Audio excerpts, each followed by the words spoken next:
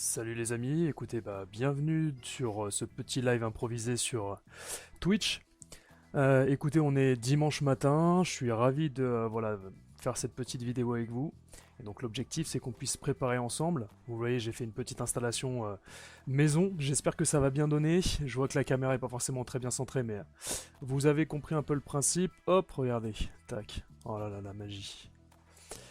La magie du direct. En tout cas, voilà, cette petite vidéo improvisée, comme je vous le disais, pour monter la console rétro gaming de Romain, donc notre acolyte sur l'association.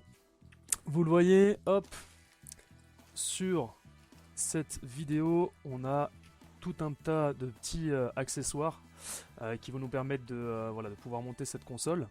Donc vous avez déjà un câble micro HDMI, parce que sur le Raspberry, vous le verrez tout à l'heure, on a, hop, des connectiques qui sont vraiment, voilà, hyper mini. Hop, je vous montre ça sur la caméra.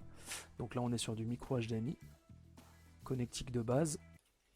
Vous avez, comme on avait vu dans la petite vidéo donc de vendredi soir, les radiateurs. Hop, les petits radiateurs qu'on va poser sur les différentes puces de la carte mère qui vont permettre de refroidir le processeur et la RAM quand on va commencer. Tac. Donc là c'était pour le premier paquet. Ensuite je vous montre. Voilà. On aura le boîtier qui va nous permettre d'accueillir le Raspberry, donc le Nespi 4Case, boîtier plutôt classique utilisé déjà par pas mal de personnes en fait qui ont monté des consoles rétro gaming. Donc de chez Retroflag. Hop. Un SSD. Alors là vous le verrez aussi, hein. On a pris un SSD parce que vous avez une particularité dans ce boîtier, c'est de pouvoir effectivement installer un SSD pour améliorer grandement la capacité de stockage du Raspberry. Et pour le coup, c'est un SSD de 240 Go qui nous permettra d'installer quand même pas mal de jeux. Et le meilleur pour la fin, en tout cas la pièce maîtresse, le Raspberry Pi 4, modèle 4 Go, qu'on va installer, qu'on va voir tout de suite. Parce que là, vous avez une grosse boîte, on a plein d'accessoires à l'intérieur, accessoires qui vont être utilisés pas forcément parce que on a déjà pas mal d'accessoires fournis dans le boîtier Nespi 4Case, mais en tout cas vous avez là du stock si jamais vous avez besoin d'avoir une alimentation supplémentaire, vous verrez des câbles supplémentaires, vous avez dans ce package là pas mal de petits accessoires qui vous permettront de pouvoir utiliser votre Raspberry un peu partout. Je vous montre tout ça. Donc une alimentation 5 volts 3 ampères, le minimum pour pouvoir faire tourner correctement votre Raspberry. Faites attention, quand vous montez des consoles rétro gaming avec le Raspberry, vous avez souvent des alimentations qui sont vendues avec justement les packages, mais qui ne sont pas des 3 ampères. Faites gaffe parce que si vous n'avez pas une alimentation assez forte, le Raspberry risque de se couper et vous allez abîmer votre carte micro SD avec le logiciel dedans. Une micro SD, je sais pas si ça va bien se voir, tac, non, pas forcément terrible, désolé pour la qualité. Bon, en tout cas une micro SD de 64 Go qui va nous permettre de pouvoir installer le logiciel sur la micro SD. Et si vous avez, vous, des logiciels que vous aimez bien utiliser, partagez un peu l'information. Je sais qu'on a Recalbox, avec lequel moi j'ai fait pas mal d'installations, mais vous avez aussi d'autres logiciels type Batocera qui sont plutôt bien faits aussi. La pièce maîtresse du projet, et vous le voyez, hop, avant de vous passer l'info, tac. Raspberry Pi 4 computer modèle B, et c'est le modèle 4 Go de RAM. Désolé pour la qualité encore une fois. Et donc du coup, qu'est-ce que c'est qu'un Raspberry? Et ben je vous montre tout de suite ce que c'est. Je pense qu'il y en a maintenant beaucoup qui connaissent le produit. Mais c'est toujours bien de refaire une petite explication de texte, pardon. Vous avez donc une carte électronique qui fait, voyez, la taille d'une carte bleue, sur laquelle vous avez donc un processeur, de la RAM, des connectiques, et en fait ça c'est un mini ordinateur qui est vraiment excellent pour tout ce qui est console rétro gaming. Ça a largement assez de puissance pour pouvoir faire tourner quand même pas mal de consoles. Dreamcast, peut-être la GameCube avec quelques optimisations. Et puis toutes les consoles d'avant, hein, Mega Drive, Super Nintendo, PC Engine, PlayStation 1, vraiment très bien. Vous avez le port Ethernet, de l'USB 3, hop, et deux ports USB 2. Sur le côté, vous avez, hop, désolé pour la qualité encore une fois, hop là, le jack 3.5 pour sortir du son, une prise hop micro HDMI, deuxième prise micro HDMI et de l'USB-C uniquement pour l'alimentation. Des picots si vous souhaitez rajouter voilà, des choses supplémentaires, vous pouvez rajouter des sticks arcade à partir de ces picots là, mais c'est plus beaucoup utilisé en tout cas, moi je les utilise pas beaucoup pour le montage des consoles. Et du coup, le boîtier donc Nespi 4Case. Regardez-moi ça, cette beauté. Le boîtier est vraiment sympa, sincèrement. L'emplacement pour la micro SD, pour pas avoir à démonter le boîtier si jamais vous avez besoin de mettre à jour votre carte micro SD, les connectiques à l'arrière, donc on l'a vu, hein. Les deux micro HDMI, la prise jack pour le son, l'alimentation avec l'USB type C et l'Ethernet si vous voulez les brancher directement. Et sur ce côté-là, vous n'avez pas grand-chose. Donc le boîtier est vraiment, vraiment compact, vous voyez, c'est pas super gros. Mais pour le coup, ça, c'est plutôt sympa. Ce qui est vraiment cool dans ce kit, c'est que vous avez quand même pas mal de matériel. Et hop, je vous montre déjà une petite chose. Donc la petite cartouche dans laquelle on va insérer le SSD tout à l'heure pour augmenter la capacité mémoire. Et à l'intérieur, hop, du boîtier, je vous montre, parce que pour l'instant il est toujours pas vissé. Vous avez le reste du matériel. Tchac. On va mettre comme ça. Le logo de l'assaut, on va le décaler un petit peu, comme ça au moins ça gêne plus. Regardez, hop là, voilà, super. Et donc là, vous avez même, vous voyez, ce qui est cool en fait dans les kits Retroflag, c'est que vous avez même le tournevis qui va bien, avec voilà, toutes les vis et tous les petits pads qui vont bien, mais vous avez un tournevis, donc ça c'est cool. Vous pourrez le réutiliser si jamais vous avez besoin.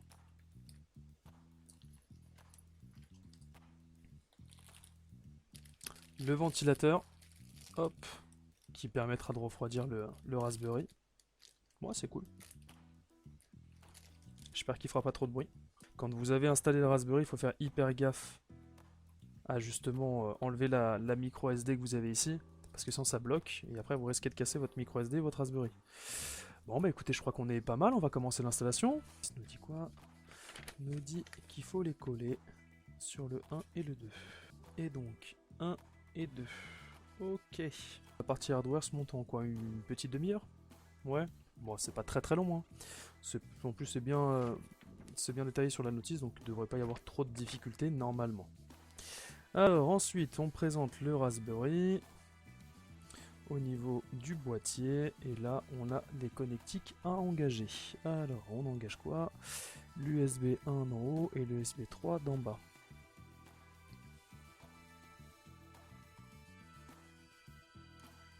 USB 1 d'en haut et l'USB 3 d'en bas. Ok. Tac.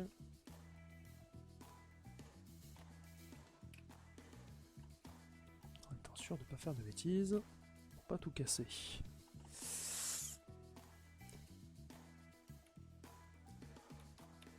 Bon, l'USB 3 est un peu dur à mettre, mais une fois que c'est mis, c'est mis. Ok. Ensuite, on a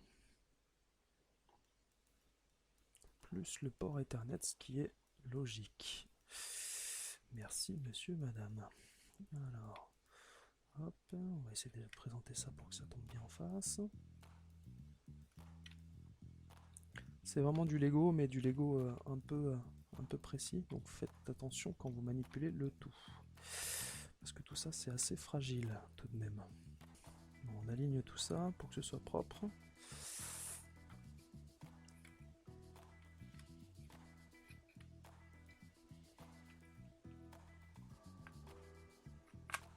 Yes, on devrait être pas mal. Donc, voilà. Tout est aligné.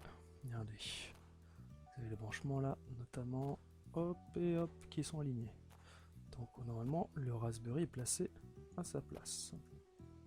En tout cas parfaitement là où il devrait être. Donc ça c'est cool. Ok, une fois que ça c'est fait, on enchaîne. Et donc normalement on a une connectique à brancher sur les picots. C'est donc ça.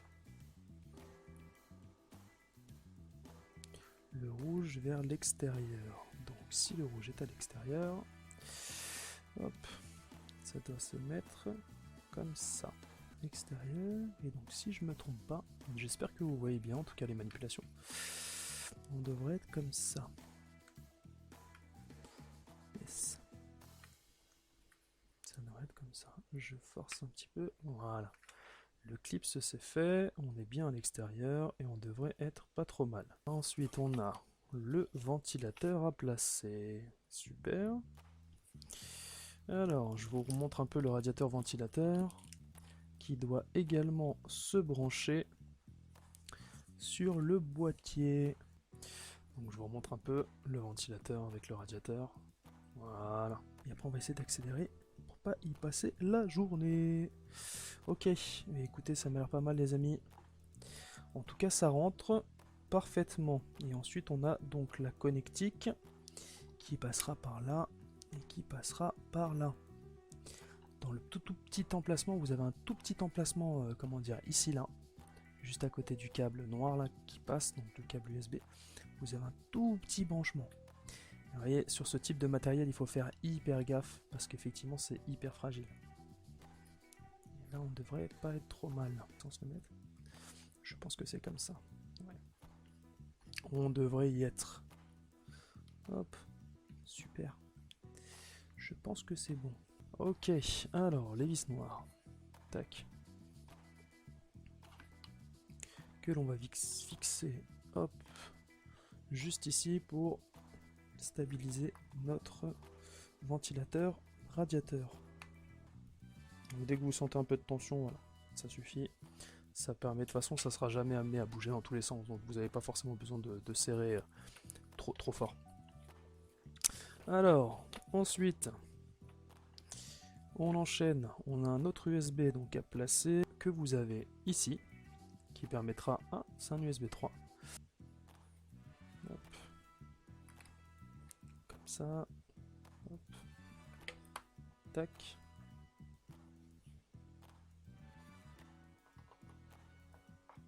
Voilà. Je pense avoir trouvé une technique. Super. Hop. Voilà. Normalement, on devrait être bon. Et donc là, on va commencer à visser le reste. Tac. Avec les vis que l'on a. Donc les grandes vis. Et ce qui est cool, c'est ce que je disais, c'est que dans ce kit-là, là, vous avez le tournevis qui est offert. Donc ce qui est plutôt pas mal. Je crois qu'on est bien. Que ça a l'air.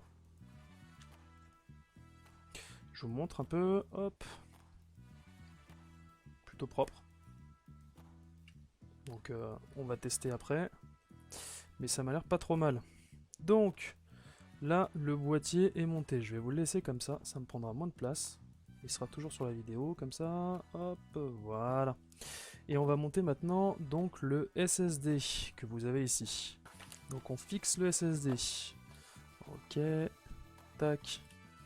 Et normalement, si les choses sont bien faites, on devrait pouvoir monter le tout. Donc pour info, quand vous achetez des SSD, parfois vous avez voilà, ce type d'autocollant, il y a bien marqué Remove before installing. Donc s'il vous plaît, enlevez-le. Parce que ça peut arriver de le laisser coincer et puis derrière quand vous le branchez, bah, ça fonctionne pas. Hop, voilà. Qui se fixe comme ça. Voilà. Là il ne bouge pas, vous avez vu, donc je vous remonte, là c'est la coque arrière. Vous le mettez dans ce sens là, vous avez des petits picots à l'intérieur, je sais pas si ça va se voir, ouais, si ça se voit un petit peu, hop, petit picot comme ça. Vous avez derrière le SSD des emplacements donc pour mettre des vis normalement, là vous le clipsez et donc ça rentre. Une fois que c'est rentré,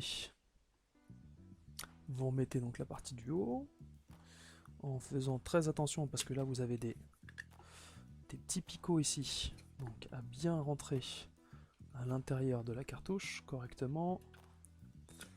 je vous montre, hein, je fais exprès d'être un peu patient avec vous, parce que ça c'est le genre de truc, si on fait pas gaffe, ça nous pète la cartouche, et après bon, on est bien dégoûté. Sachant que l'objectif c'est que ça fasse quand même un truc un peu propre, donc voilà, faut faire gaffe les amis, faut faire gaffe. Ok. Ça m'a l'air d'être pas mal. Super. Yes, on y est, on y est. Et là, vous avez donc, vous voyez, vous avez 4 vis à fixer. Tac et tac. Et donc là, vous avez 2 tailles différentes, ce qui donc correspond. Alors, on a dit les toutes petites devant. Hop et hop. Vérifier juste. Tac, si on n'a pas fait de bêtises. Avec le PC, c'est bon. Et là, on termine. Hop, l'installation du SSD. Donc pareil, forcez pas comme des cingouins, ça sert à rien. Hop. Tac, et les petites qui vont là. Bon, vous voyez, ça fait quoi? Ça fait, ouais, 53 minutes qu'on est en live, mais concrètement, le boîtier se monte, je pense, ouais, en 20 minutes, une demi-heure, max. Voilà. Le résultat est vraiment propre, hein. Je vous montre. Donc, petite boîte. Les connectiques, donc SATA du SSD, l'arrière. Avec même, voilà, des petites inscriptions qui sont pas trop mal faites. Franchement, non, c'est plutôt propre. Et donc, normalement, si je vous montre, on ouvre ici, donc le capot. Et le SSD s'enfile comme ça.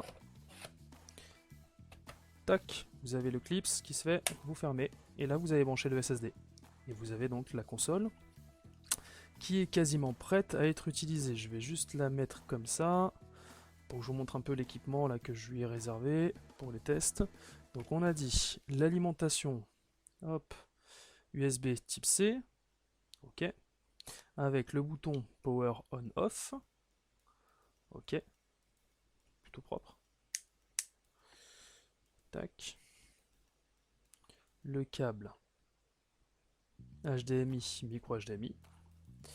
Hop, je vous pose ça à côté au fur et à mesure pour vous montrer. Et donc on a la carte mémoire qui est ici. Et la carte mémoire qui nous servira donc effectivement à installer le software qu'on va mettre à l'intérieur. Et je pense partir sur du bateau Serra. Écoutez les amis, je crois que pour cette première partie on en a terminé. Je vais juste vous montrer avec quoi je vais réaliser donc l'installation. Hop, une manette de Xbox 360. Parce que je pense que ça suffira pour nos tests. Terminé. Cette première partie, en tout cas de l'installation de la Retrobox de Roro, bah, c'est correctement passé. Je suis plutôt content. Donc on va aller tester tout le matériel et puis voir si tout fonctionne. A très bientôt les amis. Ciao.